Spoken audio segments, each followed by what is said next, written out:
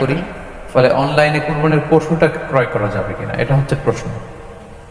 এক্ষেত্রে উত্তর হচ্ছে যে অন্যান্য জিনিস আপনি যেমনি অনলাইনে ক্রয় করেন সেগুলো যেমনি জায়েজ, অনুরূপভাবে অনলাইনে কুরবানির পশু ক্রয় করা জায়েজ। বিভিন্ন ডেইরি ফার্ম আছে, অ্যাগ্রো ফার্ম আছে এবং বিভিন্ন গরু ছাগলের খামার আছে।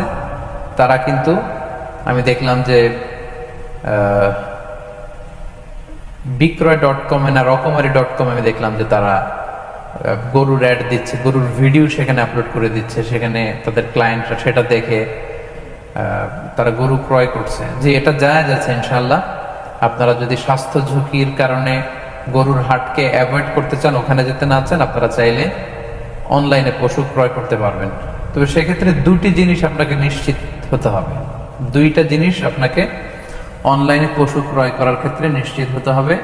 প্রথম বিষয় হচ্ছে